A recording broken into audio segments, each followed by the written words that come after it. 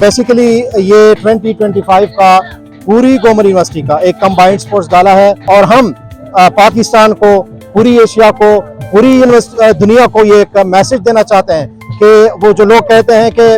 یہاں پہ کوئی امن نہیں ہے، یہاں پہ کوئی اینٹی سوشل ایکٹیویٹیز ہے، تو آج آپ لوگوں نے دیکھ لیا کہ ڈیرہ اسماعیل خان جسے پولو دسہرہ کہا جاتا ہے، حقیقت میں ان سب بچوں نے یہ آج پروو کیا کہ واقعی گومل یونیورسٹی اور خصوصاً ڈیرہ اسماعیل خان جو ہے وہ یہ ایک امن کی جگہ ہے۔ اور ان ایونٹس کا مقصد یہ ہے کہ ہم دنیا کو ایک پیغام دے کہ ہم ایک ملٹی کلچرلی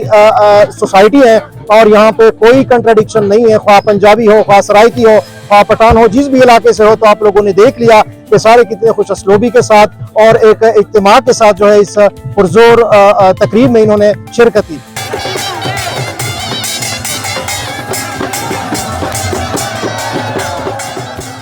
ان ایونٹ سے یہ ہوتا ہے کہ آپ کے جو کلچر ہے ڈفرینٹ، پشتون، سرائکی ہو گئے، پٹھان ہو گئے، جو ڈفرینٹ بٹے ہوئے ہیں، ان ایونٹ سے یہ ہوتا ہے کہ آپ لوگوں کو یونٹی آتی ہے سب میں،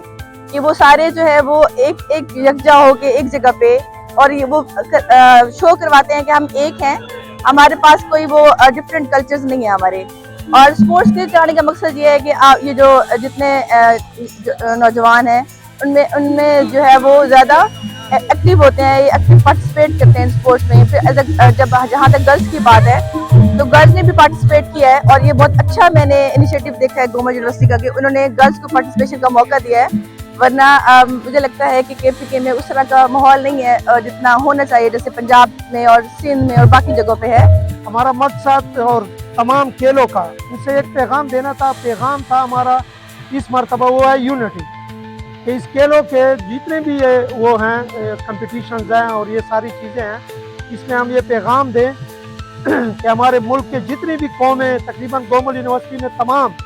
زبانیں بولنے والے